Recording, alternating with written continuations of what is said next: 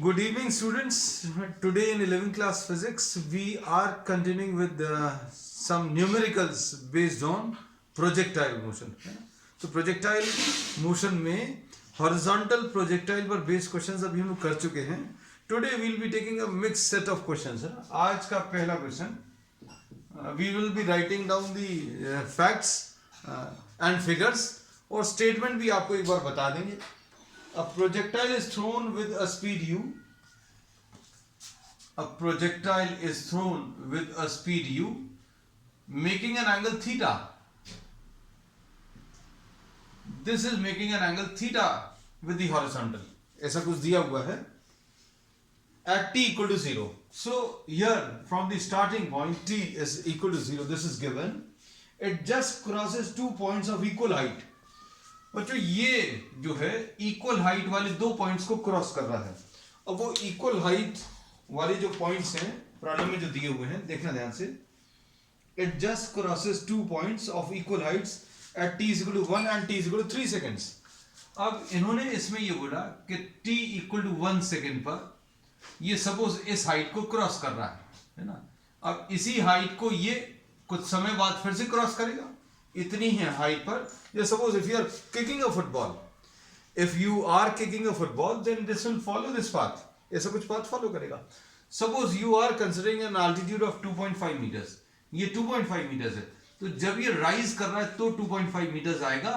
It will attain a maximum height and when it is coming down then also it will attain the same height, है ना. तो ये एक और time ऐसा आएगा इसके पूरे पाथ में जब ये सेम अल्टीट्यूड क्रॉस करेगा. तो यहां पर इन्होंने बोला है suppose this is h, this is also h.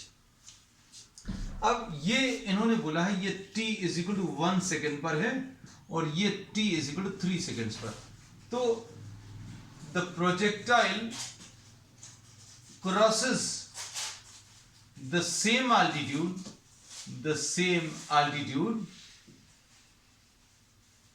at t is equal to 1 and t is equal to 3 seconds.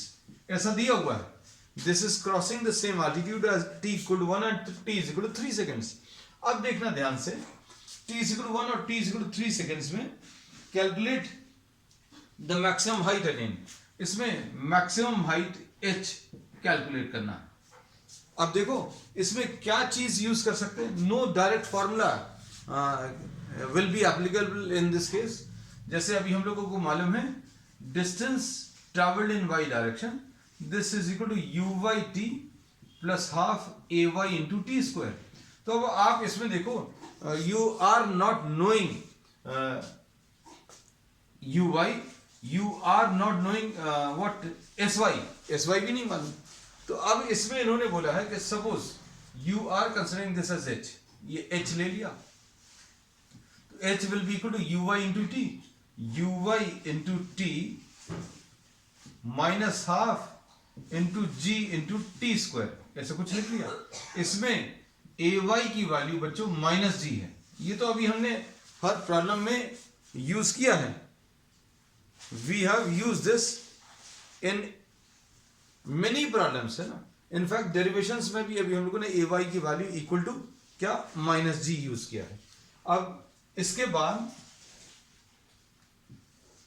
इस पॉइंट पर अगर आप देखो this is we are naming this suppose as a and this we are naming as b.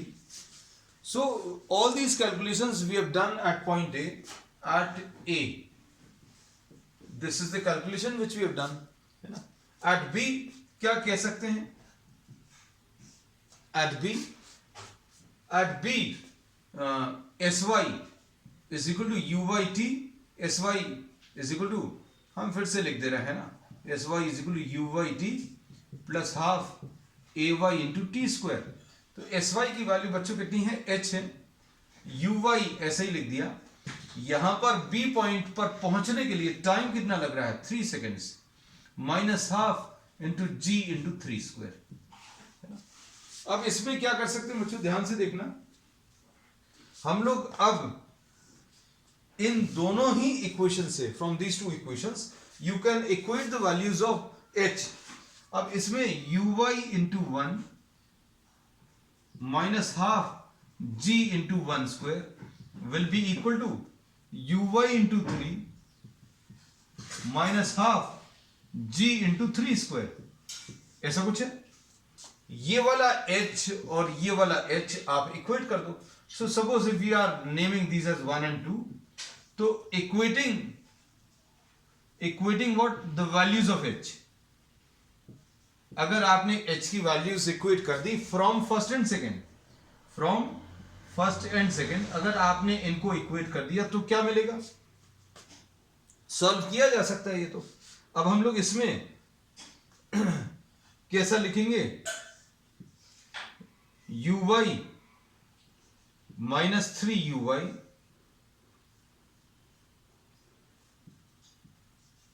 ऐसा कुछ आएगा, is equal to, इसको इस तरफ ट्रांसफर करें g/2, ये उधर जाकर g/2, और ये कितना आ जाएगा माइनस 9g/2, ये 9g/2 है और ये g/2 है। अब इसको अगर आप सिंप्लीफाई करेंगे तो कितना आएगा, minus 2uy will be equal to minus 8g/2, ऐसा कुछ आएगा। और अब इसके बाद बच्चों क्या मिलेगा, माइनस साइन और माइनस साइन कैंसिल होगा, ये भी कैंसिल होगा, तो uy की वैल्यू आपको मिल जाएगी। तो uy की वैल्यू क्या मिलेगी, uy will be equal to 2g। uy की वैल्यू बच्चों कितनी, 2g आ जाएगी, और 2g यानी 2 इंटू 10, ऐसा कुछ लिख सकते हैं। So uy is equal to 20 metres पर सेकेंड, uy की वैल्यू कितनी, 20 मीटर्स पर सेकेंड। अब इसमें कैलकुलेट क्या करना था बच्चों, देखो ध्यान से, आपको h कैलकुलेट करना है, तो h का फार्मूला याद होना चाहिए। h का फार्मूला सारे स्टूडेंट्स को ऐसा कुछ याद रहता है। h का फार्मूला क्या, u square sine square theta divided by 2g। लेकिन अभी हमने इंटेंशनली आपको एक और फॉर्मूला भी याद कराया था। देखो इसमें ये x वाली वेलोसिटी कितनी होती है, u cos थीटा, ये y वाली वेलोसिटी ये कितनी होती है, u sin थीटा।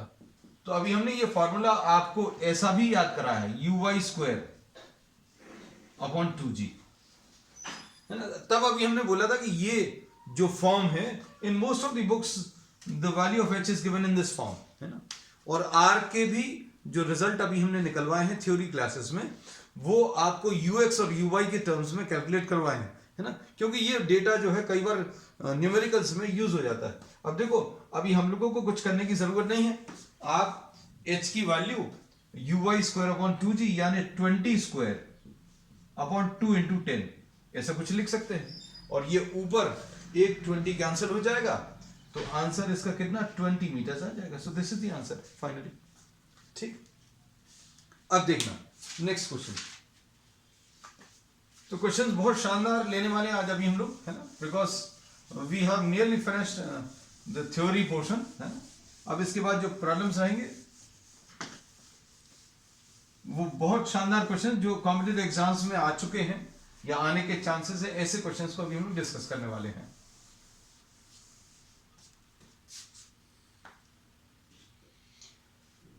अब इसके बाद a particle thrown over a triangle, question number 2, a particle thrown over the triangle from one end of a horizontal base falls on the other end of the base after grazing the vertex। इसका थोड़ा सा statement अभी हम लोग लिख दे रहे हैं, क्योंकि ये स्टेटमेंट भी कई बार बहुत इंपॉर्टेंट रहता है। a particle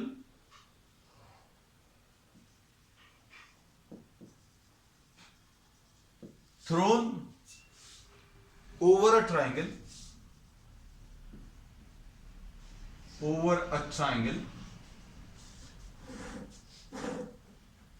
from one end of a horizontal base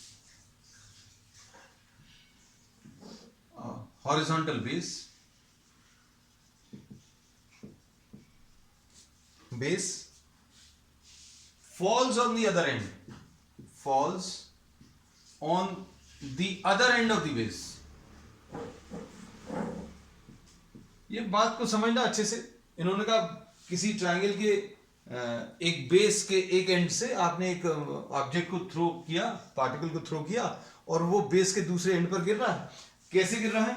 after grazing the vertex, after grazing the vertex, मतलब उसको सिर्फ टच करता हुआ। अब ट्रायंगल देखो बच्चों कैसा दिया है। ट्रायंगल इसमें इन्होंने जो दिया हुआ है,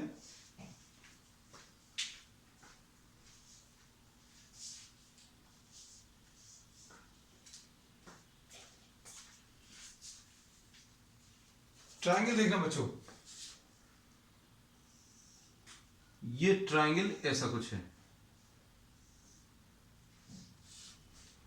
this is a triangle which is given, this is alpha and this is beta. अब यहां से जो इन्होंने थ्रो किया,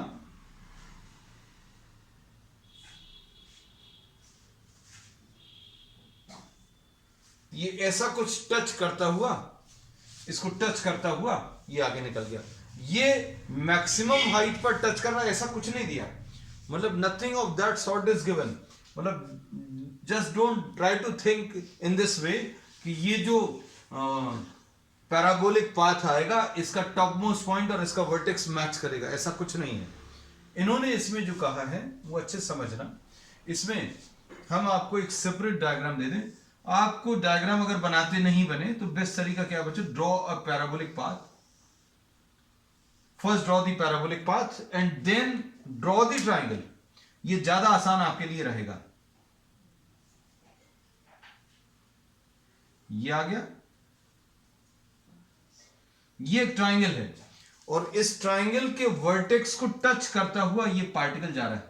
ये अल्फा एंगल दिया, this is beta, these two angles are given.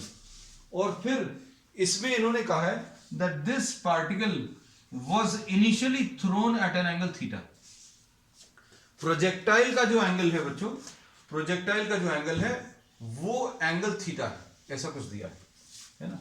मतलब अगर अभी हम लोग यहां पर इनिशियल वेलोसिटी बना दें u, तो इस u का ये वाला एंगल थीटा दिया हुआ है। ट्रायंगल के एंगल्स अलग हैं और कितने एंगल पर ऑब्जेक्ट को थ्रो किया वो डिफरेंट है। देखो इसमें इनिशियली ऐसा थ्रो किया तो ये इनिशियल वेलोसिटी अगर आपने ऐसी कुछ दी तो ये ऐसा कुछ पाथ फॉलो करेगा, और ये इस ट्रायंगल के वर्टेक्स को टच करता हुआ निकल गया। यहां पर ये एंगल अल्फा है, ये वाला एंगल बीटा है। अब इसमें क्या बोला है, if alpha and beta are the base angles and the angle of projection is theta. Alpha and beta are the base angles of the triangle and theta is the angle of projection.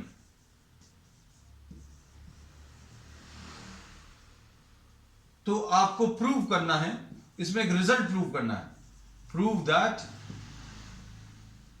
tan alpha plus tan beta, tan alpha plus tan beta ये equal to tan theta है, ये prove करना है।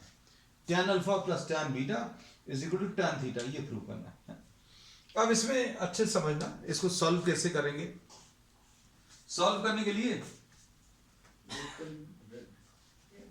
अब इसमें इसको solve करने के लिए बच्चों क्या करने वाले हैं देखना। हम यहां से एक परपेंडिकुलर ड्रॉ कर रहे हैं,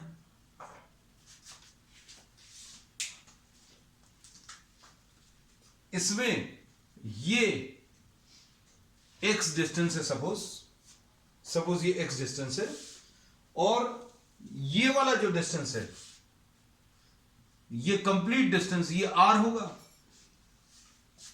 आपने क्या किया, ट्रायंगल के वर्टेक्स से एक परपेंडिकुलर ड्रॉ किया और अभी हम लोगों ने इस डिस्टेंस को x बोल दिया। ये जो परपेंडिकुलर ड्रॉ किया ये बेस को जहां पर कट कर रहा है इसको x बोला, तो ये वाला डिस्टेंस कितना आ जाएगा, ये r माइनस एक्स आ जाएगा, ये r माइनस एक्स आ गया। अब इसके बाद बच्चों ये इसको आप h लिख लो, ये मैक्सिमम हाइट नहीं, अच्छा h1 लिखो, h से कंफ्यूजन होगा, अभी हम लोग इसको y लिख दे रहा है। h अगर लिखेंगे तो बहुत सारे बच्चों को ये लगेगा कि भाई कंफ्यूजन क्या होगा, हम बताएं आपको। बहुत सारे बच्चों को ये कंफ्यूजन रहता है कि ये ऐसा कुछ डायग्राम है, मतलब इसकी मैक्सिमम हाइट और vertex of the triangle,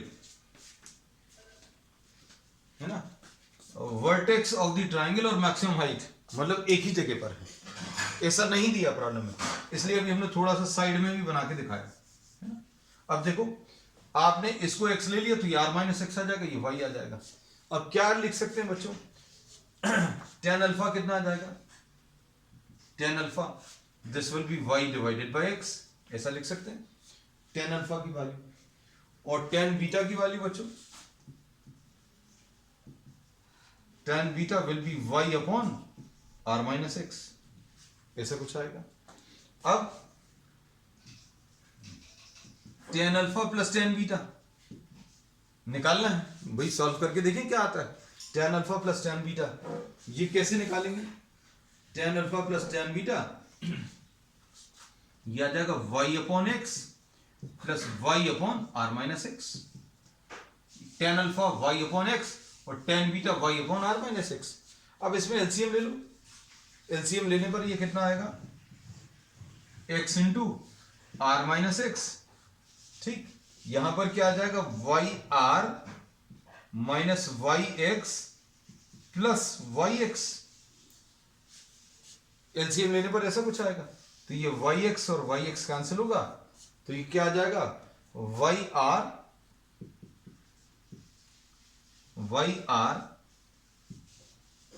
upon X into R minus X, ऐसा कुछ आ गया। अब भाई इससे कुछ मिल रहा है क्या, अभी हम लोगों को तो नहीं मालूम, लेकिन इक्वेशन ऑफ द ट्रेजेक्टरी याद करो बच्चों। इक्वेशन ऑफ द ट्रेजेक्टरी अभी हमने आपको बताया था। इक्वेशन ऑफ ट्रेजेक्टरी क्या होता है, y is equal to x tan theta into 1 minus x upon R. किसी को अगर याद हो, अभी हमने इक्वेशन ऑफ ट्रेजेक्टरी इस फॉर्म में याद कराई थी। एक और फॉर्म होता है ना, एक और फॉर्म कौन सा होता है, जो अभी हम लोगों ने इसमें दो फॉर्म्स लिए थे, उनमें से एक फॉर्म अभी हम लोगों ने ये वाला इसलिए याद कराया था क्योंकि इसमें ये अभी हमने बोला था प्रॉब्लम्स में ये यूज होगा। इक्वेशन ऑफ ट्रेजेक्टरी जो है ये क्या था, y is equal to x tan theta into X tan theta into 1 minus x upon R. अब इसके बाद देखो, इसमें जो दूसरा फॉर्म होता है वो कौन सा, y is equal to x tan theta minus ji x square upon 2 you square cos square theta, ऐसा कुछ आता था, है ना। मोस्ट ऑफ द बुक्स में आपको ये दिया हुआ, और यही आपको मतलब ये भी याद रखना और ये वाला भी। ये अभी हमने थ्योरी क्लास में प्रूव करके भी दिखाया कि this is equivalent to this relation, और इस पर बेस्ड बच्चों बहुत सारे प्रॉब्लम्स बनते हैं। This is a very handy relation which you should remember for competitive exams, है ना। तो ये अभी हमने आपको प्रूव कराया। अब इसको अगर आप देखें तो देखो कैसा यूज होना है। इसमें अभी हम लोग क्या करने वाले हैं, इसमें एक्स टैन थीटा लिखा और ये आर माइनस एक्स लिखा, और नीचे क्या लिखा, नीचे आर लिखा। अब आपको किसकी वैल्यू चाहिए, वाई आर अपॉन एक्स चाहिए, वाई आर अपॉन एक्स, या फिर वाई की वैल्यू रख लो, कैसा भी कर सकते हैं आप। अब इसको कैसा लिखेंगे, R upon R minus X, ये लिख लिया, ठीक। क्या चीज लिख ली बच्चों, ये लिख लिया। अब y अपॉन एक्स की वैल्यू निकालो, y अपॉन एक्स की वैल्यू कितनी आ जाएगी, tan theta into R minus x upon R. लो ये कैंसिल हो गया, ये कैंसिल हो गया, ये कैंसिल हो गया, तो tan alpha plus tan beta कितना आ गया, so tan alpha plus tan beta will be equal to what, tan theta. ये आ गया रिलेशन। तो बस बच्चों इसमें मेन चीज जो है, मेन कॉन्सेप्ट क्या है, मेन कॉन्सेप्ट ये है जो अभी हमने आपको बताया था, y is equal to x tan theta minus ji x square upon 2 you square cos square theta. इसको अभी हम लोगों ने सिंप्लीफाई करके लिखा था, कैसा लिखा था, एक्स टैन थीटा कॉमन ले लिया था, तो यहां पर क्या बचेगा, 1 minus ji x square upon 2 you square, g x बचेगा, है ना। एक एक्स तो आपने निकाल लिया है ना। अब tan थीटा अगर बाहर निकालिए तो cos स्क्वायर थीटा इनटू यहां पर tan थीटा आ जाएगा, ऐसा कुछ है ना। अभी हम क्योंकि छोटा सा प्रूफ है इसलिए बता भी दे रहे हैं, इसको अभी आप क्या लिख लोगे, sin theta upon cos theta. थोड़ा सा फास्ट बता रहे हैं क्योंकि ये चीज अभी हम पहले बता चुके, ये कैंसिल हो जाएगा और ये क्या आ जाएगा, u स्क्वायर साइन 2 थीटा, ये x tan थीटा आ गया और यहां पर 1 माइनस जी x upon 2u square, 2u square भी कहा को u स्क्वायर साइन 2 थीटा, ऐसा कुछ लिख सकते हैं। अब इसके बाद इसमें u square sine 2 theta upon g, u square sine 2 theta upon g, इसको अभी हम लोग क्या लिख सकते हैं, r, so this will be x tan theta into 1 minus x upon r.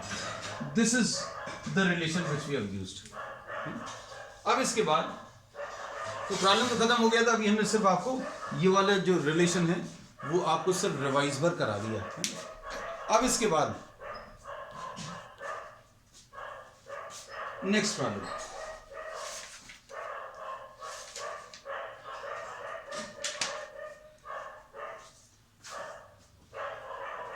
Next problem में a ball is thrown from the ground to clear a wall 3 meters away. Next question, question number 3।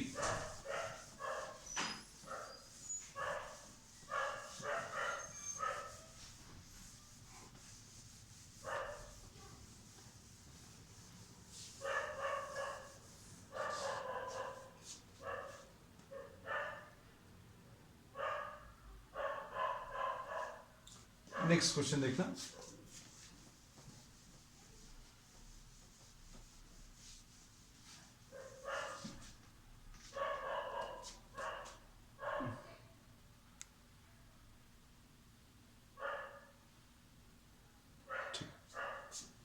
अब question number 3 देखो, question number 3 आज का, a ball is thrown from the ground to clear a 3 meter high, to clear a wall. ठीक है, अब इसमें इन्होंने बोला है कि एक वॉल है जिसका एल्टीट्यूड 3 meters है और एक बॉल को थ्रो किया और इसका पॉइंट ऑफ प्रोजेक्शन से डिस्टेंस बच्चों 6 meters है, ये 6 meters है ना, और and it falls 18 meters away from the wall, ये यहां से 18 meters दूर गिर रहा है। It just clears the wall, तो वॉल अभी हम लोग बना दे बच्चों, थोड़ा सा ये वॉल जैसा लग जाए है ना, तो इसमें this ball is throne and this just clears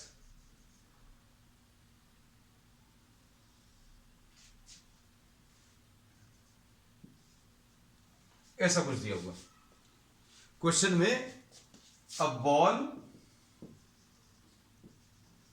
clears, just clears a 3 meter high wall at a distance of 6 meter and falls 18 meters behind it, ऐसा कुछ दिया। अब इसमें क्या पूछा बच्चों, इसमें इन्होंने पूछा है find the angle of projection, find angle of projection, angle of projection आपको बताना है। अब एंगल ऑफ प्रोजेक्शन बताने के लिए अब देखो, अब हम लोग इसमें क्या बोल सकते हैं, ये जो बॉल है इस बॉल को थ्रो किया, इसने इस बॉल को क्लियर किया and it is falling on the other side, and at how much distance, this is falling at a distance of 18 meters। अब इसमें क्या चीज पूछी है, इसमें r की वैल्यू अभी हम लोग मालूम है, r is what, the total horizontal distance, तो total horizontal distance बच्चों कितना आ जाएगा, ये 6 plus 18 यानी 24। ठीक, अब इसमें इस पॉइंट को अगर आप देखो, if this point is considered as the origin, अगर आपने इसको ओरिजिन माना तो ये x वाली डिस्टेंस हो जाएगा, ये y वाला डिस्टेंस हो जाएगा, this is x, this is y। तो अब हम लोग क्या बोलेंगे, अब हम लोग फिर से क्या यूज कर सकते हैं, equation of the trajectory use कर सकते हैं। तो इक्वेशन ऑफ द ट्रेजेक्ट्री क्या आ जाएगा, y is equal to x tan theta into 1 minus x upon R. ये फिर से यूज कर लिया। y की वैल्यू कितनी है बच्चों, y की वैल्यू 3 है, x की वैल्यू कितनी है 6 है, ये tan थीटा है, और 1 माइनस x, तो x कितना है 6 है, अपॉन r, तो r बच्चों 24 है। अब क्या आ जाएगा, ये 3 upon 6 is equal to tan theta into ये कितना आ जाएगा 3 अपॉन 4, ऐसा कुछ लिख सकते हैं। अब इसमें ये 3 और ये 3 कैंसिल होगा, तो tan थीटा की वैल्यू 4 डिवाइडेड बाय 6 यानी 2 अपॉन 3 आ जाएगा। सो tan theta will be equal to 2 upon 3. So the angle of projection will be given by this relation, tan theta is equal to 2 upon 3. और इसको अभी हम लोग कई बार ऐसा भी लिख देते हैं, कैसे, ये इनवर्स ट्रिग्नोमेट्री में मैथ्स स्टूडेंट्स पढ़ेंगे, ये एक एंगल लिखने का तरीका है, tan inverse of tan inverse 2/3, this is how we present the angle. और नहीं तो ऐसा भी अभी हम लोग का आंसर दे सकते हैं। So this was our question number 3. अब इसके बाद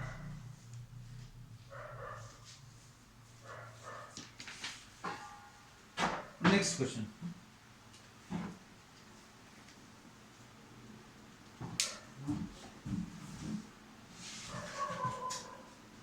क्वेश्चन नंबर 4 देखना आज का।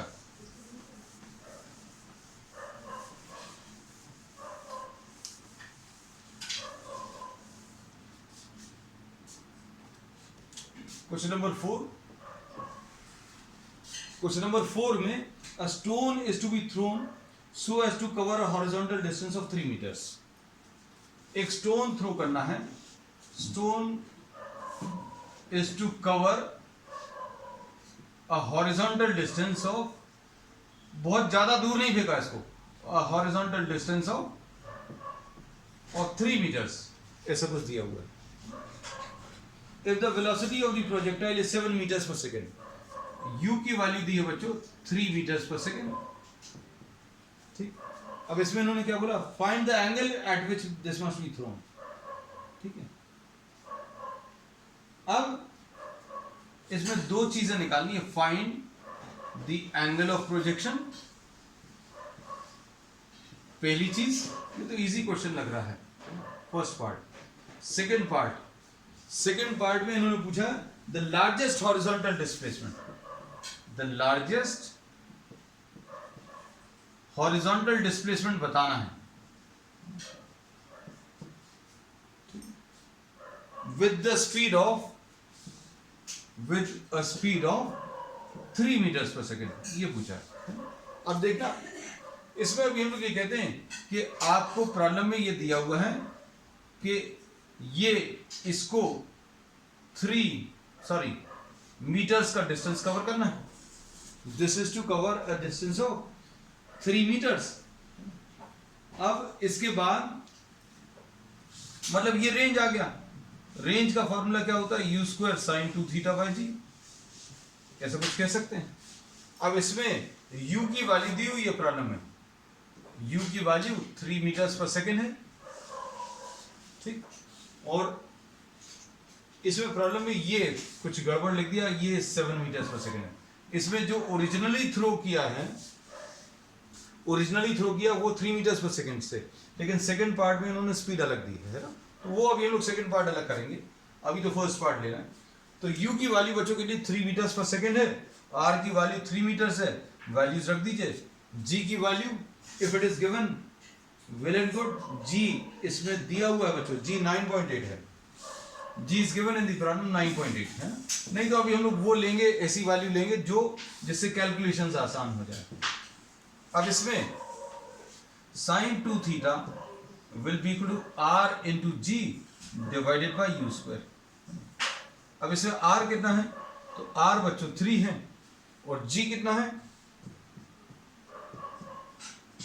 9.8 है, ठीक। अब इसके बाद u कितना है, ये भी बच्चों 7 meters per second है, आई एम सॉरी, ये दोनों जगह 7 meters per second ही दिया है, ये गलत कॉपी किया था, दिस इज 7 मीटर्स पर सेकेंड, 7 into 7। अब इसमें क्या आ जाएगा, 7 1s are 7 और ये 2 7 4s are 28, तो ये इसमें कैंसिल होगा कितने टाइम्स, 1.4 टाइम्स, और ये 7 इसमें कैंसिल होगा कितने टाइम्स, 0.2 टाइम्स। तो ये कितना आ जाएगा बच्चों, 3 into 2/10 है ना, ये 2 5s are, तो ये 3/5 आ जाएगा बच्चों। तो sin 2 थीटा की वैल्यू बच्चों कितनी, sin 2 थीटा की वैल्यू 3/5 आ गई। और sin थीटा की वैल्यू 3/5 बच्चों एक और अच्छा सा एंगल है अल्फा, सपोज ये 3 है, ये 4 है, ये 5 है, तो साइन अल्फा की वैल्यू 3/5 अगर है, या कॉस अल्फा की वैल्यू 4/5 अगर है, ये याद रखना बच्चों, ये वैल्यूज याद रख लेना। तो अल्फा की वैल्यू 37 डिग्रीज, अल्फा की वैल्यू कितनी, 37 डिग्रीज के लिए, ये मतलब अच्छी वैल्यूज हैं जो अभी हम लोगों को कई जगह आगे प्रॉब्लम्स में यूज होगा, है ना।